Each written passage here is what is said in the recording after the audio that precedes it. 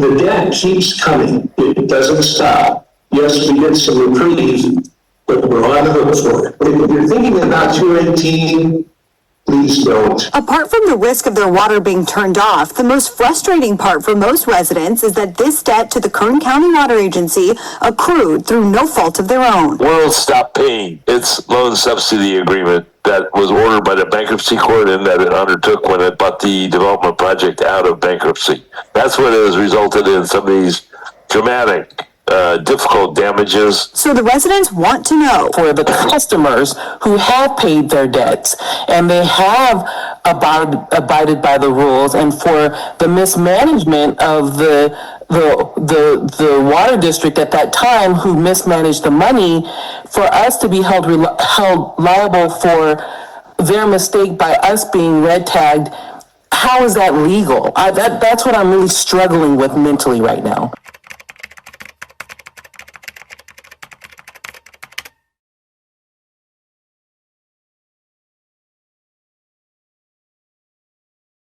That's the reality. About 600 homeowners in Diablo Grande have 1 month to protest a rate hike that would bring their water bills up to about $600 a month. The rate increase would be through Proposition 218, a California mandate where local governments can impose taxes or fees, but they need a majority voter approval. If the residents do not approve the rate increase, then Kern County Water Agency shuts off their water on July 1st, as they've been saying they're going to do for months now because of the unpaid debt.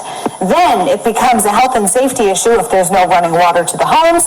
The County Office of Emergency Services will come in and red tag all 600 homes, forcing the residents to move out. Apart from the risk of their water being turned off, the most frustrating part for most residents is that this debt to the Kern County Water Agency accrued through no fault of their own. Oh, hell no! World stopped paying its loan subsidy agreement that was ordered by the bankruptcy court and that it undertook when it bought the development project out of bankruptcy. That's what has resulted in some of these dramatic, difficult damages. So the residents want to know. For the customers who have paid their debts and they have abided by the rules, and for the mismanagement of the water district at that time who mismanaged the money, for us to be held liable for their mistake by us being red tagged, how is that legal? That's what I'm really struggling with mentally right now. The Western Hills Water District's attorney, who's representing them in their lawsuit against the developer who is building Diablo Grande, says, basically, even though you've been paying your water bill, you haven't been paying your water bill in a sufficient amount to meet the debt and obligations that you had, that the district had to provide you that water. A bullshit? A bullshit? A bullshit? A bullshit?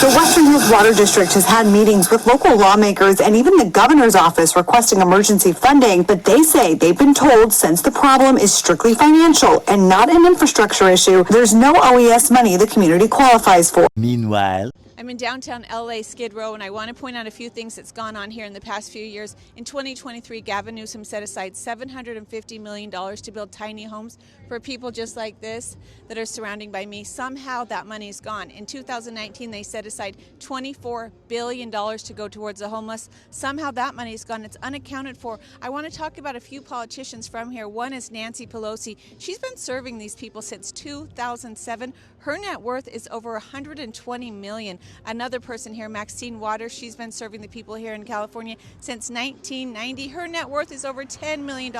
And Gavin Newsom, who knows what his net worth is, but we know he is building a $9 million home in San Francisco, California.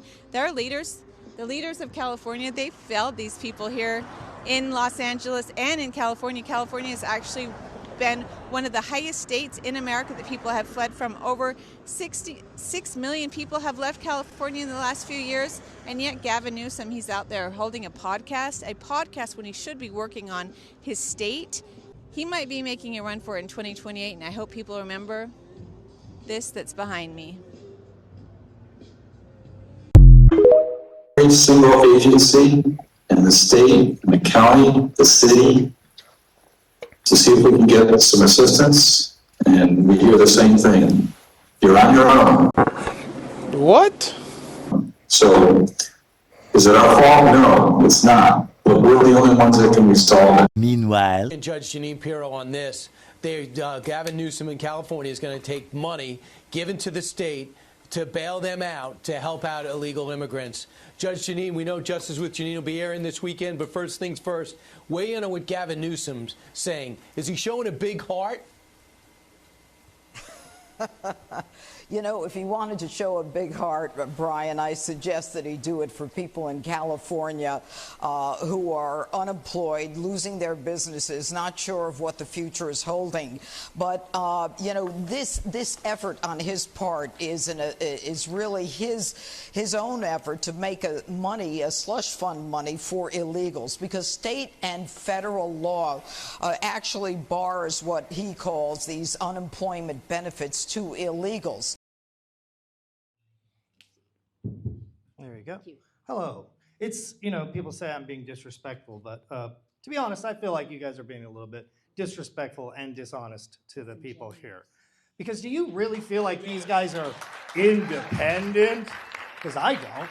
I haven't heard you guys talk about one bad budget move by the government. I haven't heard you say, you know, this seems a little wasteful over here. These guys aren't spending enough money. Every time it's like, hey, guys, you're just not paying enough. You know, guys, you need to pay more for trash, guys. Hey, why aren't you paying them more for the sales tax, guys? Well, here's the thing. Every dollar that our inflation goes up, their sales tax goes up. And every dollar our property goes up, their property tax goes up. We are paying 6 times the national average for property tax, man, woman, and child. And you guys are still broke? You don't even question any of these things. Does this sound like Doge to you? I don't see a Doge here. We need a Department of San Diego efficiency. Dose. We need a dose of common sense. And you guys need to stop analyzing the budget and start figuring out how to cut the budget, okay? I have a couple of ideas for you. You know, I went downtown, okay? And I'm looking at why is it that they had to shut down the gas lamp? You know, they said we need to save money. So they figured out, hey, if we shut down the gas lamp, that's going to save us a bunch of money. And those little businesses that are there making all that money, feeding it back into the tax base, well, that's not going to affect anything. How much does it actually cost someone to go and put those ballers in the street? I don't think a lot of money. I met people down there that said that they would do it themselves, and it would increase your budget. Okay, but you're not interested in that. That little precinct, okay, is not to be there. And all of the little parking meters in downtown San Diego are now twice the price. So you are raping the people in San Diego, but that's okay. You know what they're doing with the money? How much did you say we are now? Is it 100 million? What is it again? What's the current? Was it 250? I thought he said it's 100 now. What is it now? 250. If you want to ask your question. Answer the question. What's the number? What is which number, sir? What is the total amount of the budget deficit, sir? Currently. We are projected to have a 258. Okie dokie. Well, here, 250. I got $27.5 million that we could eliminate from the budget.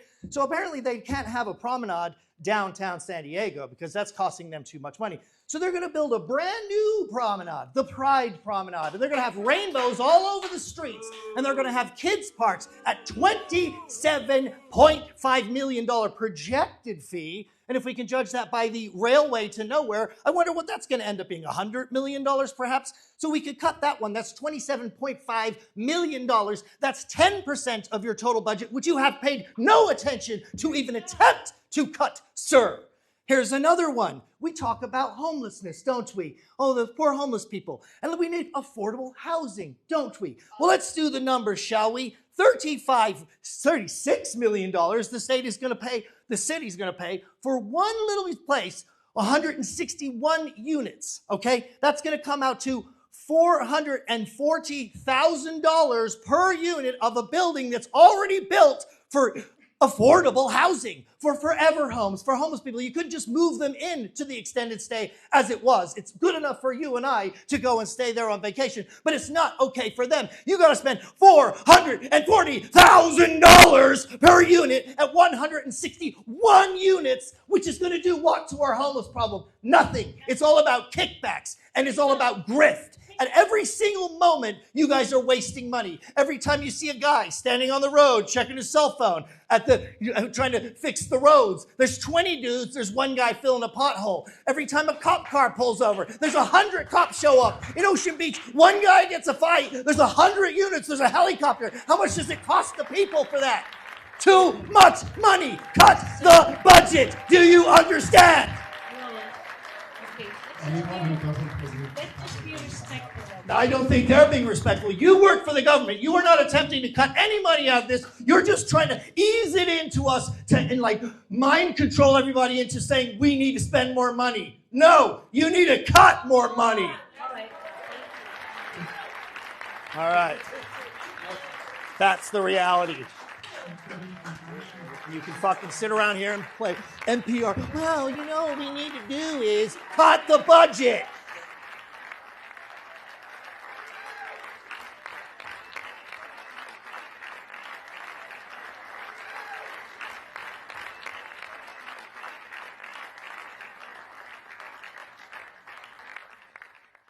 Now, we did reach out to Assembly Member Juan Alanis, who's been trying to help these residents in his district. He says this is a complex and difficult situation, but he has secured, in the worst case scenario, bottled water for residents should the water be shut off. Part of his statement to us says, quote, "It's not for me to tell the community what to do, but I take Kern County Water Agency's word that they are serious about terminating services to Diablo Grande. I do not believe the notice to shut off the water is a bluff or an idle threat. We're talking about real people and families here who have been dealt a bad hand at no fault of their own. This community has won civil judgments in their favor against developers who have failed in their responsibilities, which I believe has brought us to the crisis we're in now. We are talking about people's livelihoods and people's homes." Assemblymember Alanis says he's hopeful, though, a deal will be made, and he's hoping that the decision makers behind this keep in mind that these are real people they're affecting. Flashback. Today, Assemblyman Kevin Kiley, who is running to replace Governor Newsom in the recall election next month, announced that if he is elected, he will start an investigation into the relationship between the governor's office, the Public Utilities Commission, and PG&E. Kiley says that not enough has been done to hold that utility accountable. We keep seeing this story repeat itself time after time. PG&E buys politicians at our Capitol and then gets their way, and there's no accountability for their actions. Let's start with the felonies. After the 2010 San Bruno gas pipeline explosion, PG&E was convicted of 5 felonies for willfully breaking federal gas pipeline safety laws and 1 count of obstruction for misleading federal investigators about the disaster. 8 people died in the San Bruno explosion. Fast forward to now, prosecutors are investigating PG&E for starting the 2018 Camp Fire and tell us they're considering charges as serious as 85 counts of manslaughter for the people killed in that disaster. We've been digging into the story since that fire burned 8 months ago. After it did, the federal judge overseeing PG&E's probation felt the need to point out that a corporation cannot go to prison. PG&E hasn't been a model federal offender. The judge ruled the company violated its probation earlier this year. While on that probation as a felon, PG&E donated $4 million to political causes and campaigns for office. That means 8 out of every 10 sitting state lawmakers took money from a convicted felon. And Newsom got $208,000 between his campaign and the spending group helping him to win office. So we had a simple question. Why is that okay? We asked the governor to sit and chat with us at a time and place of his choosing. He didn't accept. So we showed up to ask him today. Governor, why is it okay for you to take money from a felon? And you know that the way you frame that is going to lead me to ask you to flesh Your office is aware of my question. I've tried to schedule time to talk with you about this. I don't know what you're... PG&E was convicted of 6 federal felonies in 2016. After that, you took more than $200,000 to help get elected. How should people trust you to be running the show to come up with the solution? I wish you luck with whatever you're working on, but that's a strange question. So. Well, I know it's a strange question. It's a strange time, but there's a convicted federal felon making campaign donations in this state to our duly elected leaders, including the speaker, who took almost $9,000. Okay. Yeah, look, we're trying to focus on the It's issue. A serious question. You don't think people want an answer to that? But it might make. We are focusing very, very collaboratively on addressing the issue of not only one IOU that went bankrupt, but the prospects of 2 IOUs going bankrupt. The prospect that 2 in Southern California will have a downgrade in their bond rating. Well aware of the issue. Is it okay for you to take the money from them with the felony conviction? They're still serving their sentence, for crying out loud. We have additional questions. Yeah. Governor, I've got a policy question about the wild card. You're not going to answer. You're not going to answer the question. I don't know what more I can say that will. You can say whether you agree it was okay to take money from a felon and will you give it back. We have additional questions. I know you have additional questions. All right. Policy questions about the wild card bill. But just 2 quick questions about the wild card bill, sir. Governor, you seriously won't consider giving PG&E its money back? That's a serious question. We asked PG&E itself about the ethics of a convicted felon still serving a sentence spending money to influence our politics. PG&E didn't answer that question. It answered a different one, saying that it complies with the law for political donations. We already knew there wasn't a law against taking a felon's money for your campaign when we went asking. We wanted you to know that information. We also made it clear that we were asking what the company believes to be right, not what it thinks is legal. There's no law against politicians taking donations from felons. 98 of the 120 people you elected to write the state's laws at the Capitol took some of that money, so the odds of that changing don't look so good right now.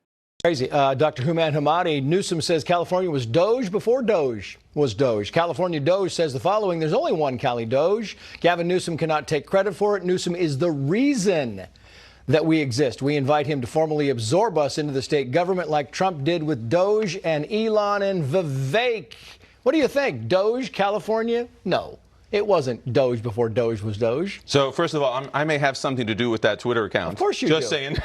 Yes. But it's really taken off. And the reason why it's taken off is that people actually believe that California does need its own version of Doge. There's a reason why our state budget has doubled in the last several years while our population has gone down. And we've had a massive deficit in the tens of billions of dollars despite having the highest taxes, income, sales, etc. There's a big mismatch there. Newsom is gaslighting. He's living in his own little delusional fantasy world yet again, convincing us that he's the most efficient governor in the country, while in essence, he really is the most inefficient governor. We do need a Doge within California, and I think the public is going to push for that. And this group, California Doge, which is now becoming real, is going to hold them accountable, and we're going to create a California Bill of Doge. 10 things we're going to have all candidates have to sign. Newsom, $100 billion surplus, $55 billion deficit in 3 years. The community qualifies for. Going to every single agency in the state, in the county, the city, to see if we can get some assistance, and we hear the same thing. You're on your own. So, is it our fault? No, it's not. But we're the only ones that can resolve it. Now, we did reach out to Assembly Member Juan Alanis, who's been trying to help these residents in his district. He says this is a complex and difficult situation, but he has secured, in the worst case scenario, bottled water for residents should the water be shut off. What?